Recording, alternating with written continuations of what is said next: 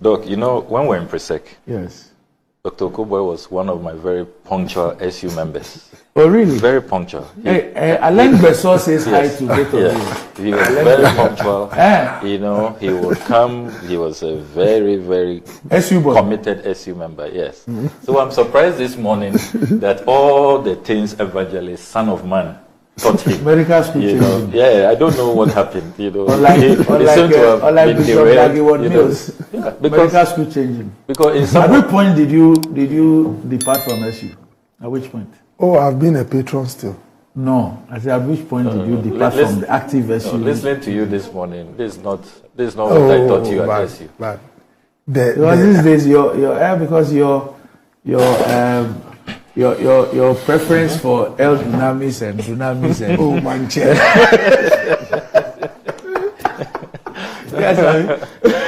you know, because if Dr. Okudzeto will recall, yes, you know, in our SU Bible study sessions, you know, we remembered the righteous anger of Jesus Christ when he entered Jerusalem and saw that the temple of God had been desecrated. Yes. They were doing usury, gambling, bribery, corruption, and all of that. He took the whip. And how he whipped those blasphemers in the temple, turned the table upside down. It's the only time Jesus took the whip.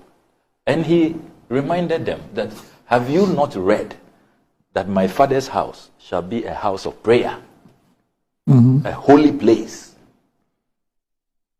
Then in 1 Chronicles, when David thought that he could build a temple for God, he could bribe God, David stopped him. The Almighty stopped David. Hey, stop it.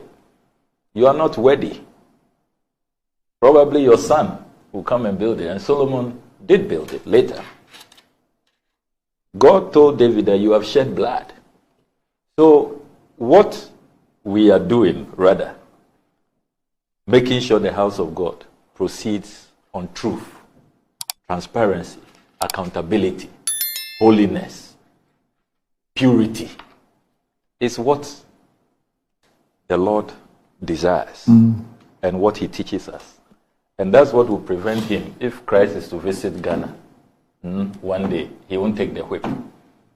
If we didn't step in, the way some people will have been beaten by Jesus the Christ, it would not have been a sight to, you know, really wish for even your worst enemy.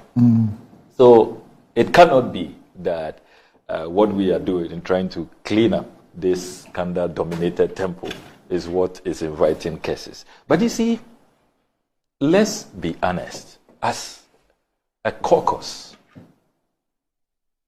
what has happened is really, really, really, really sad.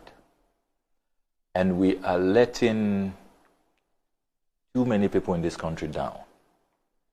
Look, this is a time that the Ghanaian people expect a vibrant, focused opposition. Only this week, Doc, we have heard more and more people speak to this debt restructuring program. We heard the Archbishop Ajinasari, his own personal testimony. He said he thought that this whole restructuring thing was far removed from the mighty men of God. He had 106,000 CD investment in a financial institution. He wanted his money back.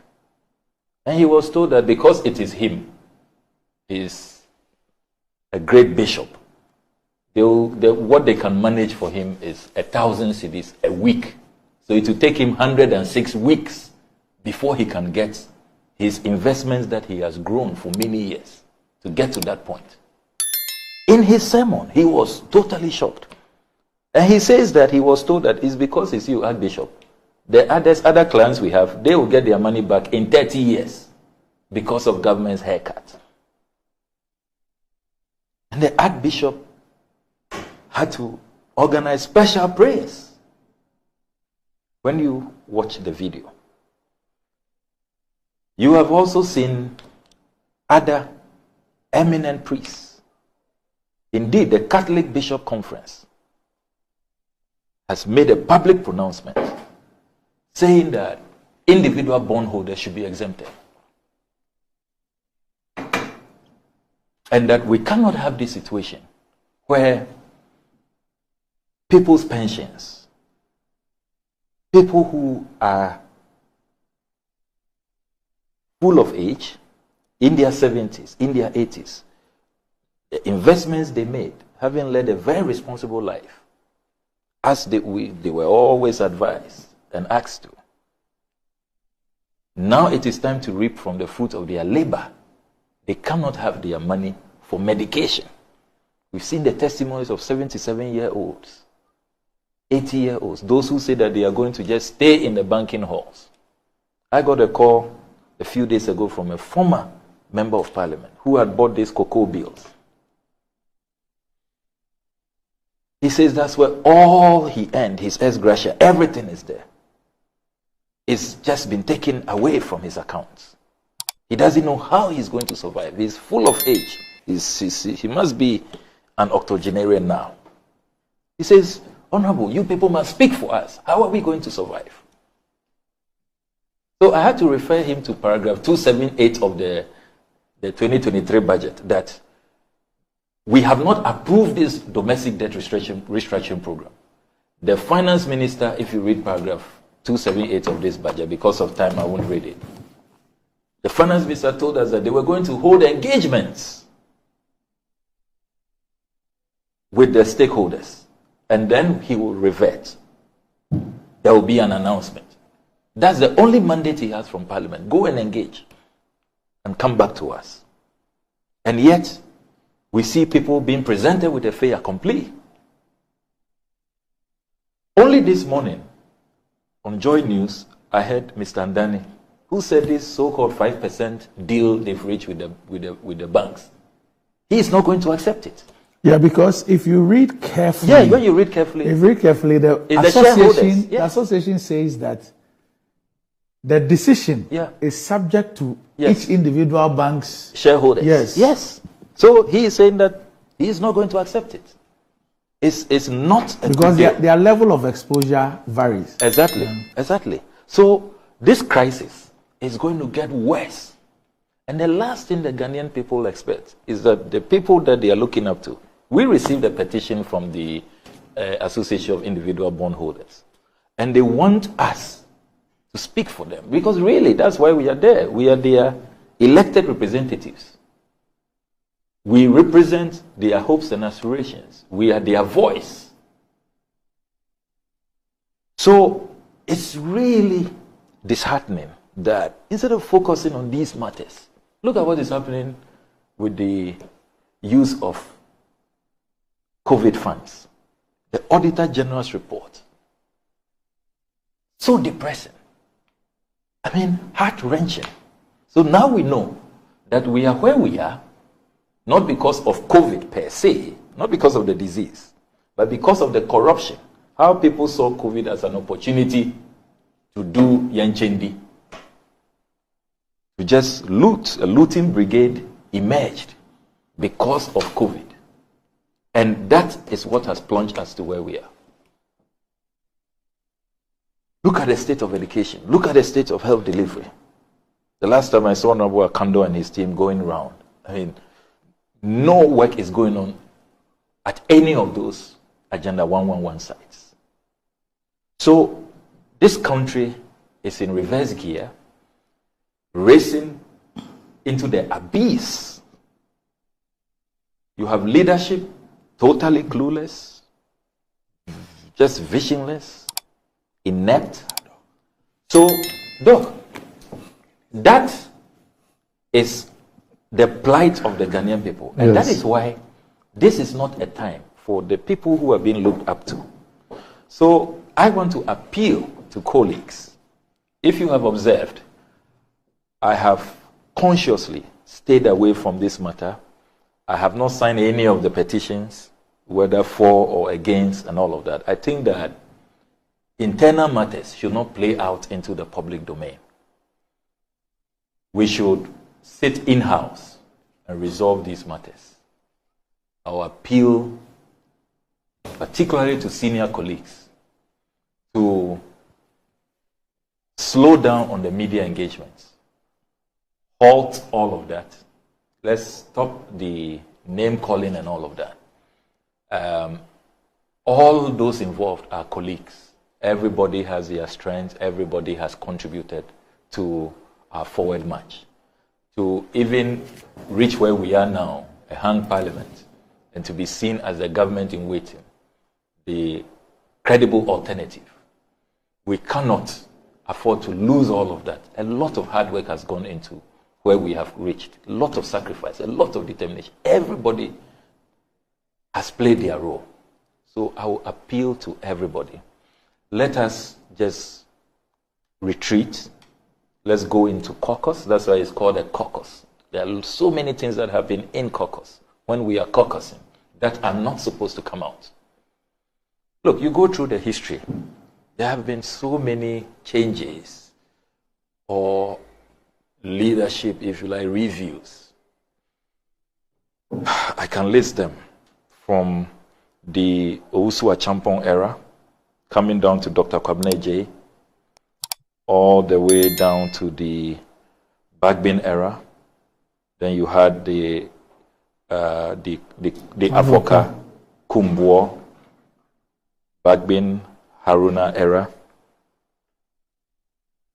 You take the other side, they've had Owusu Ajekum, when they were not represented, but there was at least, we created a minority, leader position. Then there was J.H. Mensah. Then you had Felix Owusu Ajepong. Then you had Abraham Osedu, Che Mensah Bonsu. So there have always been this. I don't recall when we've had this, acrimony spilling out like this. I would have thought that after 30 years, we should have, gathered experience and perfected the system. So what's happening now? What has gone amiss? And why are we breaking so many hearts? So I would just appeal that let's slow down, let's calm down, let's cool heads prevail, and Council of Elders should step in, call all sides, and let us remember, as I started this part of my submission, there are so many burning issues. We are faced with a life and death situation.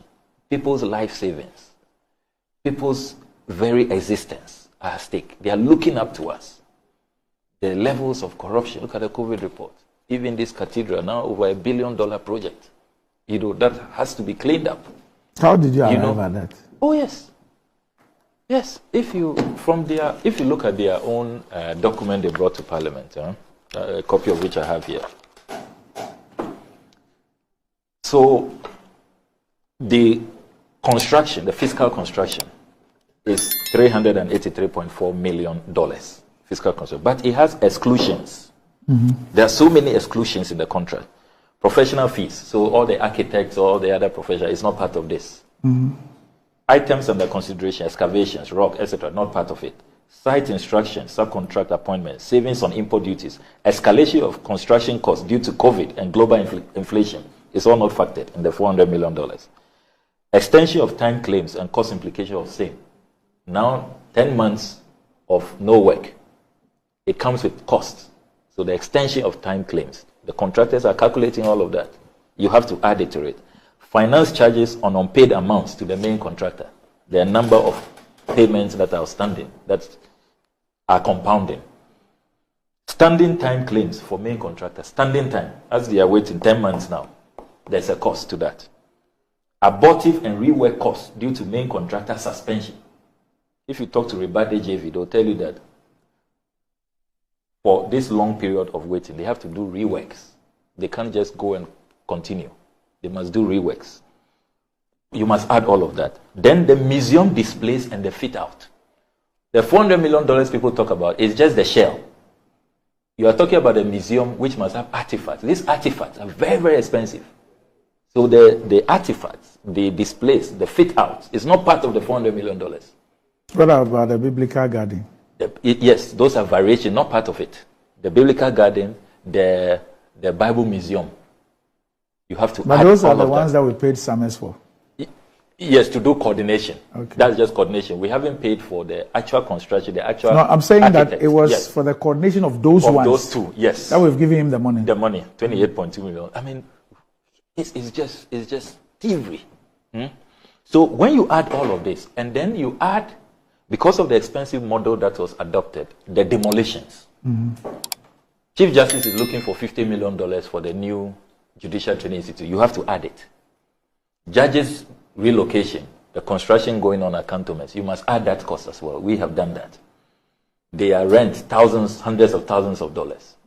Okay, so it comes up to $60,000 a year per bungalow. Exactly. The rent. Exactly, the rent, yes. Then you must also add the relocation of the passport office, 10 million cedis. Scholarship Secretariat, they have not been relocated yet. They are looking for land for them. Then COMSIS, the IT firm, we haven't compensated them fully. They are waiting. Waterstone Realty, the luxury apartment complex, they are in court demanding a judgment debt. If you look at current exchange rate is around 200 million Ghana cedis. Okay. You must add all of that. The Malian ambassador, his residence was demolished. We are going to buy land for him at airport residential area. You must add that. You know land at airports. you are the Ghana land owners. Maybe the government has some there. Then the construction of the ambassador's residence. So when you add all of this, I mean, I can't believe that we adopted this reckless approach. So we have not... when you add all of this... We have not replaced the Mali ambassador's residence. No, we haven't. But we've given Summers 28 million. Yes, can you believe that? The contractor was asking for more money, that his outstanding work you haven't paid. And yet we gave Summers 28 million. But we had 28 million to give to Summers. Yes. But we needed to rely on Reverend Kusi Boateng for 2.6. For 2.6, yes. Question? Brilliant question. Or you are brilliant making, question. Brilliant question. Okay. Brilliant question. And Doc, in all of this Kusi Boateng affair, what? No, I didn't ask you to go back. No. You let me just introduce this. Has it occurred to you that they tell all of us to contribute every month? We should send 100 cedis, 100. We should contribute. When their own board member gave them a loan of 2.6 million, he demanded everything. Oh no, but that's not. We don't know the other contributions he's made. Yes, he's probably made other contributions. In fact, this is money from his business. No, he's probably made a lot of contributions. Maybe even his time, contributing his time and for the record, it's not money and time. They are sitting allowances. Do you want me to reveal that? No, but that the thing is free. That won't be please, real. 1 minute. Please, this business of even his money from his business is not. It was COVID cash. 3.5 No, but COVID, he did business. We have the bank statement. No, but I'm saying that he supplied you were there. Have you seen the supplies? Have you seen the supplies? No, but until I see anything contrary to that, he supplied tissue paper. You are going to compel me to open a can of worms. Don't do that. The time we don't. Don't lead me to temptation. Yeah. So you see how this is now hovering around $1 billion. Yeah. So these are the matters that I'll plead with our caucus that we should focus on. And I don't know why Dr. Okoboy is so excited. Look, you are talking about leadership crisis. You had to sack your own chairman, national chairman.